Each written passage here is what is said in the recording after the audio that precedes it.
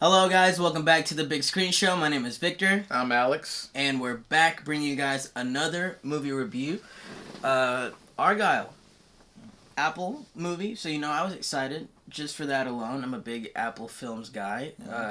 So far, summer hits are a lot of the stuff Apple does are hits as far as I'm concerned. But recently, as we were just talking about off camera, they've been kind of dipping in quality. They're not at Netflix level yet, but they're kind of dipping in quality. And I think this one is probably another showing of that dipping in quality. Argylle, Matthew Vaughn. Yeah. We're fans. Huge fans. We're big fans. We love the Kingsman series. Yeah. We've watched them multiple times, especially this guy right here. Oh, yeah. So, Kingsman, we're thinking Matthew Vaughn back in the spy world. I mean, we're thinking, hey, and great cast. Great cast. He's making some cool action sequences like he'd be doing with Kingsman in the movie Kick-Ass, which he also directed. That's right. We love Kick-Ass over here. We don't know. I was having this conversation the other day with my cousin. He's not that big a fan of Kick-Ass. And I was like, man, what? Personally, I'd like to... Yeah, Kick-Ass is First really one's the good. best, though. Oh, yeah, for sure. But personally, I like the comics better than the movies. Right. I still haven't read those. However, Argylle, back on topic. Let's start with some general thoughts. I'll start. Well, as you might have guessed, like I said, that dip in quality, and it is noticeable. It's not one of their best work, both Matthew Vaughn's nor Apple's, or a lot of these actors, to be fair. But it's very entertaining, I will say that. I think it is very entertaining. It keeps you engaged, it keeps you in it, keeps you watching more, even though you notice things that are like, why is that happening, or why are you doing this, or why does that look like that, and things like that. But if you get to look past that, I think the movie does a good enough job to keep you engaged. And I think, hey, for someone who just wants to go to the theater, watch a good flick that's entertaining, sure, go watch it. I'm not gonna hold you back. I don't think it's awful. Like, I don't think it's like absolute garbage and unworthy of being seen. I definitely don't think that. But that's my basic non-spoiler general consensus is it's entertaining. It has some faults. It's not perfect, but it's definitely worth a watch if you're just wanting to watch an entertaining spy action film. So my rating for that will be for Argylle will be a 6 out of 10. Just a good one-time watch. Probably wouldn't watch it again, but I'm intrigued where they go with this, if they go somewhere with this. But Alex, what were your thoughts on Argylle? Yeah, for me, after I virtually first saw the movie, I was literally spending probably the whole entire night to the next day just kind of pondering about my whole rating for that one because, again, it is not Matthew Vaughn's best work. And because he's never really missed for any of the movies that he's made. That's true. For this one, it's not terrible. Yeah. But I think it's a pretty good, entertaining, popcorn flick, which kind of gives, a nice little... kind of really plays into, more of, the novel spy thriller vibe with the way the movie plays itself with, as, author who basically is, living, her actual spy novels in real life and just kind of, seeing it from the perspective-wise of that one, which... actually plays into it very well. I mean, it is corny, but kind of corny in a really good, fun way, and actually kind of plays on the twists and stuff, which entertaining. Yeah, the twists actually are pretty good and built, but there's definitely some good twists. Oh yeah, but sometimes the corniness or how the plot goes can sometimes be a little bit too much. It kind of leans some cliches as well. Yeah, it kind of leans some of things a bit too much, kind of a detriment. So it kind of counterbalances for most times. Yeah. But I will say it's pretty good, entertaining. Very good cast choices that they had. Fantastic stuff. Fantastic cast. Yeah, Bryce Dallas Howard, Sam Rockwell, Bryan Cranston, I love him. Oh, yeah. They all did a really good job on their parts. Henry Cavil. Yeah. Let's not forget him. Yeah, cannot forget him. Yeah. But yeah, the movie has some good funny moments. Great action sequences for the most part. But again, where the movie kind of falls and dips in quality is because the blatant CGI via visual effects for the whole thing, which again, as we talked about off screen, which is kind of a major problem that Apple is having. So yeah, because even some of the good action sequences for one single moment that we're going to talk about later, you can tell the blatant CGI that's not really good, just kind of takes you out of the whole experience for what the action sequence is doing. And honestly, by the third act for the climax of the film, it's a bit of a drag, and I think either it should have been shortened or it kind of should have changed something up for about it. But overall, Argylle is a pretty entertaining flick. That's again, it's pretty entertaining, but it's not Vaughn's best work. But it's a good one-time watch, and probably wouldn't want to watch again. And you want to just pick a better Vaughn film. That's true. There are, excuse me, there are a lot of better Vaughn films, and if you had to pick one, I mean, literally any one of the others besides Argylle are better. Yeah. Yeah, so it's definitely his weakest film. But let's get into some spoiler territory. If you haven't seen the movie yet, this is where you click off the video if you don't want it spoiled. Thank you guys so much for watching. If you haven't been around here, we bring you guys videos at least once a week, sometimes more. And if you like videos like this, make sure you let us know by hitting that thumbs up button. If you want to watch more of these types of videos, please consider subscribing because it really does help us out and we really do appreciate it. But like I said, spoiler warning, we're getting into spoiler territory. But now that we're in spoiler territory, I mean, I have to say that... Oh, one thing, actually really quick, I forgot to say this, but I love that Dua Lipa was in the movie as well. Yeah, when you first saw her in the trailer, you were like, "Yeah, you couldn't wait to see her scene in that moment." Yeah, cause you saw the movie before I did because I was out of town. So when you told me it was not really that great, I was disappointed. But I was like, I still gotta go see it. One, so we can make this video. But second, because I was like, Dua Lipa in it, I gotta go see the movie. Anyways, I'm a big Dua Lipa fan, so it was cool seeing her acting. So I think she had a little vibe going on. I think she could do some acting in her life. Personal opinion. I think she could with a little bit more coaching, a little bit more roles that take a little bit more energy and effort. I think she could do it. Just saying. Anyways, the plot of the movie is borderline. Would you use corny? I would say basic.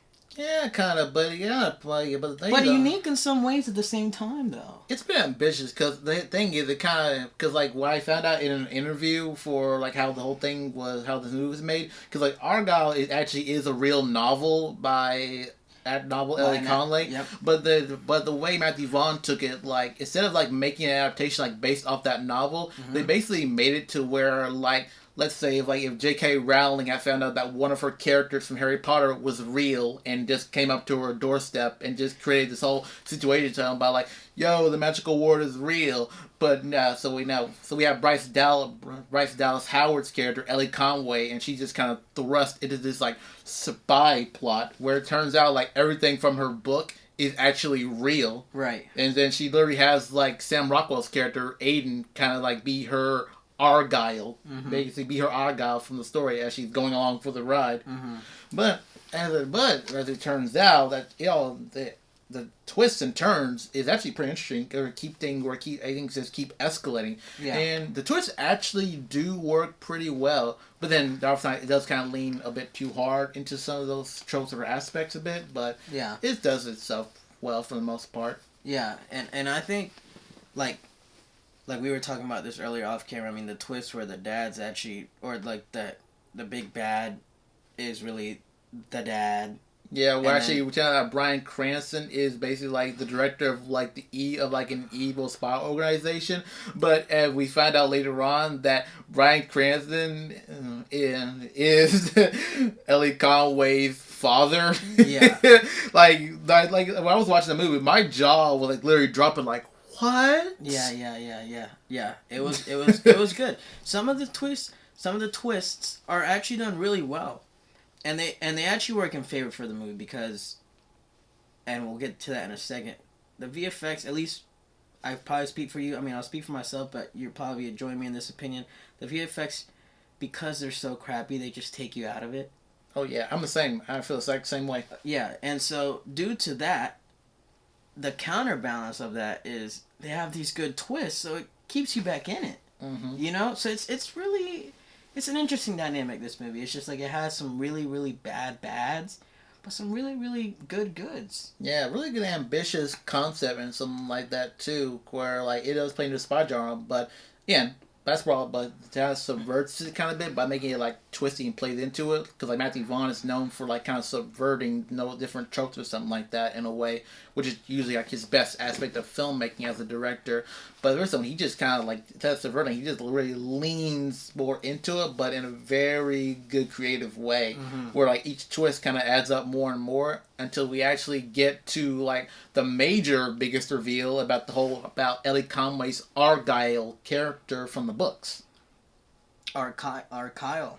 Yeah, where Ellie Conway is Argylle or Kyle, where it turns out she was actually an actual secret agent named Rachel Kyle. And all the books that she was writing were actually memories that she's had from real life experience. Yeah. So, yeah, another big plot that you definitely don't see coming. Yeah. At least as far as I'm concerned. Yeah. I don't know about you. Yeah. Oh no, I did see that coming because then as we got further into the movie, before we got to that twist, I was like, how does that really make sense, or how is she able to predict stuff that's happening while she's trying to solve this whole thing to get this master file drive that the Eagle organization is getting? But then, as we find out about that twist, that's like, that makes so much more sense now. Where it turns out, like, she was literally on a mission one time, but then she literally lost her memory, and so then Bryan Cranston's character, Director Ritter, and this lady named Ruth, who basically turned out to be Ellie Conway's like fake mother.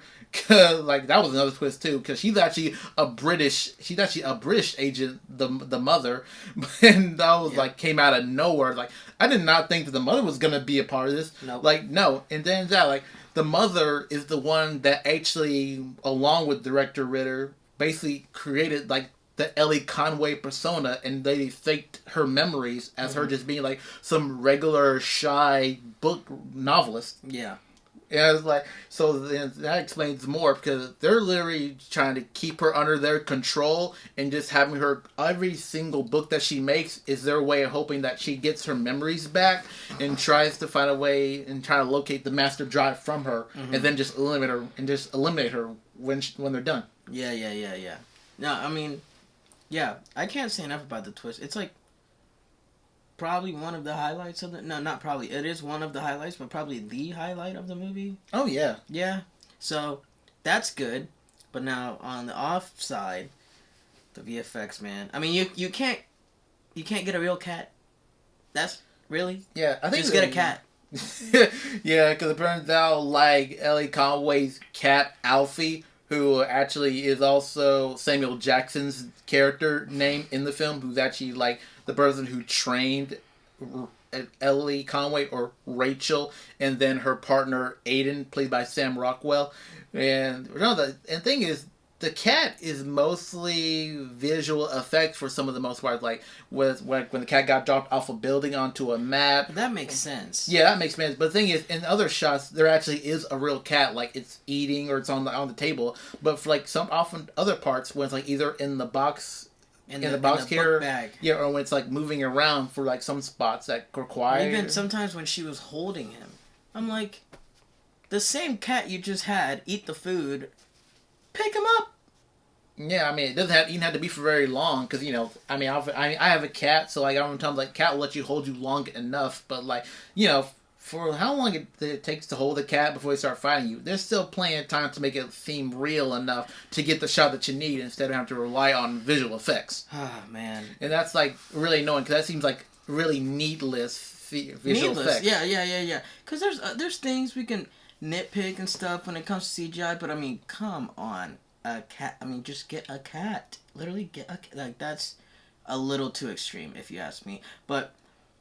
Dua Lipa chase scene on a motorbike, Henry Cavill on a Jeep, they're like chasing each other through Greece.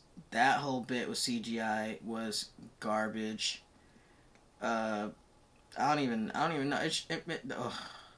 The ice skating part. Oh yeah, the ice skating part. The ice skating part seems like such a really good action sequences, but because the CGI is so blatant, it just takes me out of the whole experience. And I'm like, okay, I really want to enjoy this, but are you kidding me? Yeah. Like, why? You couldn't have thought of some other way to be doing this? Yeah. Actually, you can't really do it. Like, well, you could have written it differently, I'll say that we'll start there. That's the best solution probably, because if you're gonna go about it in the direction that they went about it, with the needing of the ice skating to happen, you have to obviously do it with CGI because that's not realistic. You can actually do that in real life, you know? So with that being said, put a little bit more effort into it. You can make that look good. Yeah. Like, if the creator is a real movie, you can make that look good. Yeah, and the creator That's all I'm saying. Yeah, and the creator only cost $80 million. Yeah. Facts. But that's all I'm saying. And so, I just think, you used the right word, blatant. It's just blatant. But you were saying? Yeah, it's kind of a shame because, like, I really wanted to like that scene because, like, literally right before that scene, we got a really good action sequences where literally Ellie or Rachel... Corny, but good. Yeah, where we literally got a scene right before the whole oil slick scene where literally you had, like, Rachel and Aiden, like, literally in gas masks dispensing, like, smoke grenades in different colors when they're doing this, like, dancing and gunfighting type of thing where they're literally dancing with each other and also shooting the enemy bad guy and stuff, which, again, is pretty corny, but I really enjoyed that scene because, like, the music set up, the colors and everything, and the choreography of that one. I mean, come on. It was, like, you can't deny it was actually pretty cool looking. Yeah. Especially since they found out that they were like together. It's alive. It's an alive set of what, 5 minutes, maybe 7 minutes. Yeah, felt like 5 minutes. Oh, excuse me. But it's a very alive take. It's a very just colorful and just a lot of things going on, music and dancing and all that. So it was cool. It was definitely cool. I know some people are probably gonna be like, "What is this? This is crap," but at the end of the day, it's definitely not one of the worst things in this movie. So, you know, I liked it. I liked it too. Yeah. For what it's worth. Okay. I know there's 2 more things we need to talk about. One thing is something I want to harp on, and another thing is probably something you want to harp on. So first, I have to talk about the technical side of this movie was on a really high level as far as I'm concerned. I think the cinematography of this movie was actually solid the whole way through. Sure, there was some real basicness to it at some points, but at some points there was some real unique artistic choices made with the camera, movement, transitions, etc.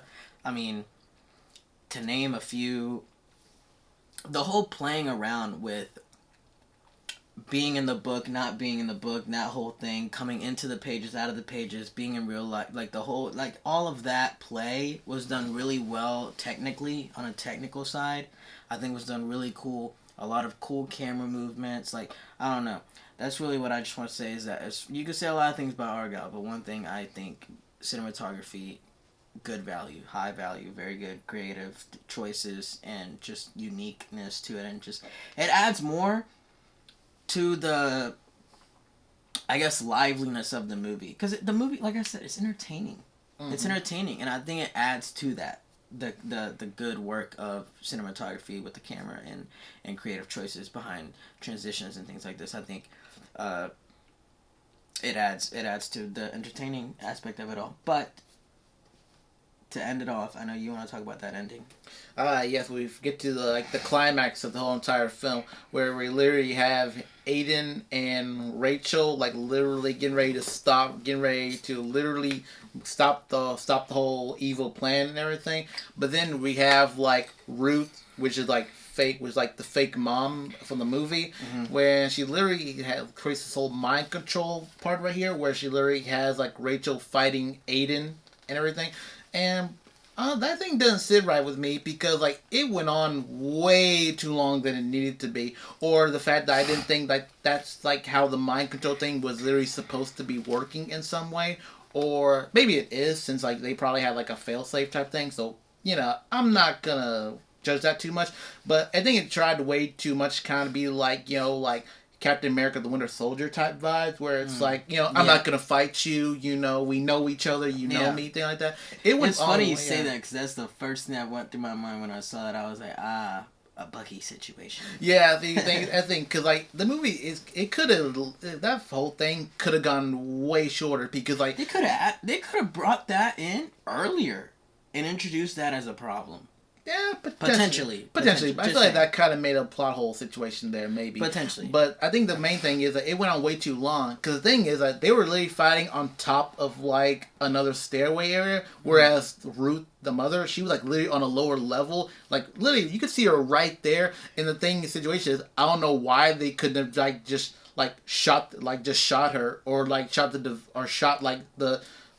little, but twist the, ballerina. It's like a dancing ballerina twist thing. Yeah, that's kind of used as kind of like trigger, or like a trigger. Yeah. But I don't see like how he Aiden could literally just like shot her or like shot the thing, and that could have just ended it. Because when the music starts playing, that's when Rachel gets her senses back. Mm-hmm. So like they kind of prolonged that way too longer than it needed to be. It could have been kept short. Yeah. Or they just could not have done that scene, really. Because, like, by that point, they had already killed Bryan Cranston's character at that point. And, the mom could have died, too, because they were all together in a room. Yeah, they could have killed her there as well. It's just, I get it, what they were trying to do, but, like, bad execution-wise. Yeah. Yeah, I agree it could have been shorter. I think the movie's, like, what, like 220? Yeah. Yeah, so, I mean, I guess for such an ambitious plot, the length is fine, but with what you did with it, it feels like it could have been shorter, Yeah. Does that make sense?